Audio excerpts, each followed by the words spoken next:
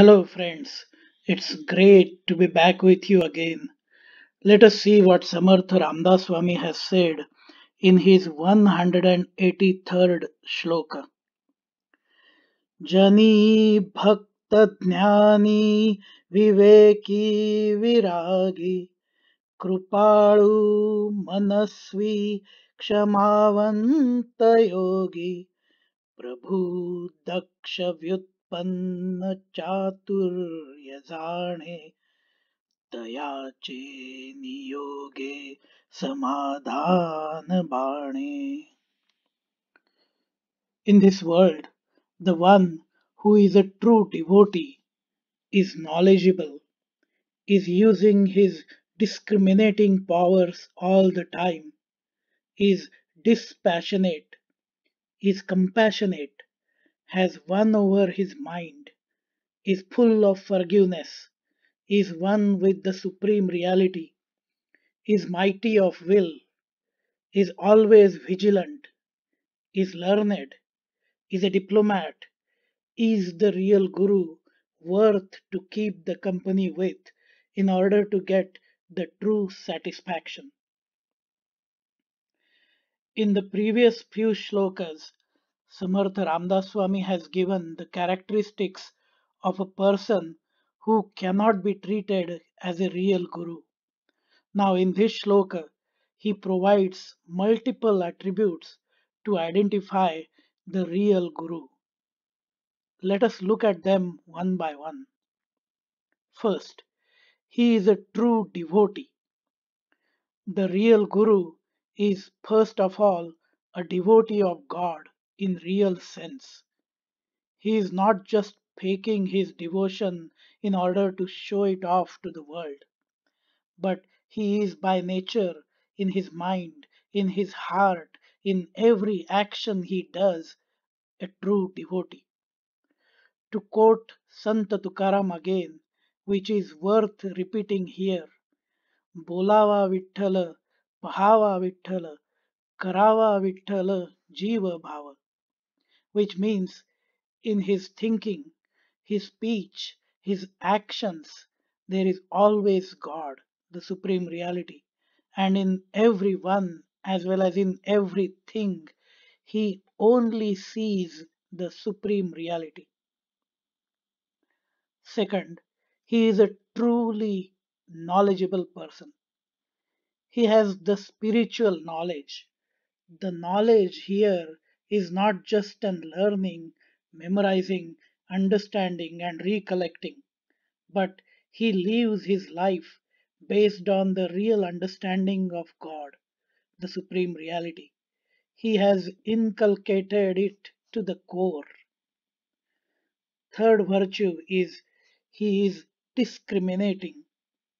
He not only has the knowledge but uses it in every moment to distinguish between what is right and what is wrong, what is true and what is false, what is moral and what is immoral, what is acceptable and what is not acceptable, what is real and what is just an outer imitation, and uses this discrimination to then live his own life as well as of those who he will be a guide and teacher to, which is his disciples. The fourth attribute is he is dispassionate. He is not attached to the material world. He lives his life normally in the world, but is completely detached from it. He will provide his guidance to his disciples as well as others, but will not insist that they follow it. He will equally treat those who follow it as well as those who don't. He is not involved in the outcome in any way. He lives by the principle of karmanyevadhikaraste ma phaleshu kadachana, which means you have the right to perform your duties, but do not expect any fruits or outcomes from your actions. The fifth attribute is he is compassionate. He is never discriminating against any living being based on any of the characteristics like gender, caste, color of skin, status, wealth, looks, whether it's a human being or other creatures, level of education, level of understanding, or any other similar factors. In fact, he will be more generous and caring towards those who are disabled, neglected, dependent, poor, outcasted, and needy. The sixth virtue is he has full control on his mind. He has won over his mind and is in full control of it against the well known enemies of the mind: lust, anger, greed, ego, attachment, and jealousy. As long as his basic needs are met in order to live, he is fine.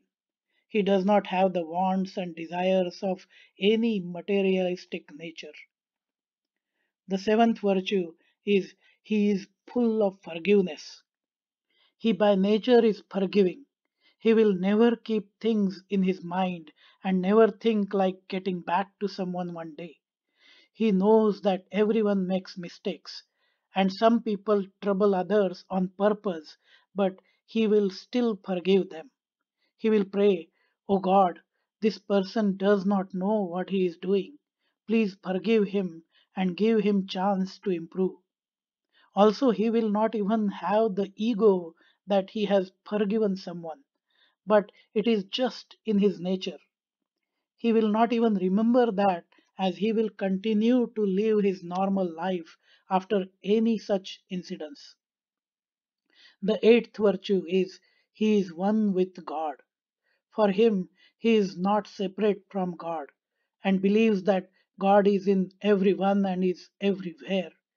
He lives in a truly non dualistic way. He lives by the four Mahavakyas, the great sayings from the Vedic scriptures, which are Prajnanam Brahma, which means insight is Brahman, Ayam Atma Brahma, which means this self, Atman, is Brahman, Tattvamasi, which means that essence are you, and Aham Brahmasmi, which means I am Brahman.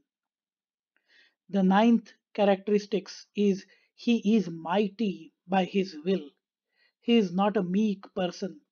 He is very determined. He knows exactly what he is doing and is very strong in his mind and firm on his life in the way he lives it. He also keeps himself physically strong and will put his foot down on doing the right and morally correct things. The tenth virtue is he is always vigilant. He is always alert, watchful, careful in everything he is doing. Whatever he does, he will do so with full focus and attention to the details, with his heart and soul in it. It will never be something to show off to others. It will never be a half hearted effort. The 11th attribute is he is learned. He has studied all the scriptures like Vedas, Shastras, and Puranas. He is proficient in those and not just knows them, but can teach those to his disciples very well to pass on the legacy. A true guru is known because of his disciples who become more learned and will create a dent in the world in a good way, not on purpose or their will, but by their legacy. The 12th virtue is he is very adept in his daily life. He is very skilled and proficient in everything he does. He applies full focus and concentration on the task at hand so as to do it perfectly. In today's world, we talk about multitasking and how it prevents us from achieving our best. Full focus and concentration means singular focus on whatever is the current task to the extent that nothing else is allowed even to enter the mind. When we are in the company of such a guru, we will achieve the long lasting satisfaction as we will learn and develop all these virtues in ourselves over time. Of course, with full focus and desire to do so. Note that Samarth Ramdas Swami has given all these characteristics of a real guru, and while giving those, he has not put an or condition within those. Those of you who know computer programming will resonate immediately with this. Missing even a single characteristic will give a net result of 0, meaning that person cannot be counted as a real guru. We need to put an and condition between each of these 12 characteristics, and only that guru who satisfies all these and conditions for these virtues will be the one to be counted as the real guru, who we can be rest assured that he will guide us on the right path in order to understand our real self and also the supreme reality, which will provide the ultimate satisfaction, the bliss. Friends, if you liked this explanation, feel free to provide your feedback and do like, share, and subscribe to the YouTube channel A Dialogue with Our Mind. Jai Jai Raghuveer Samartha.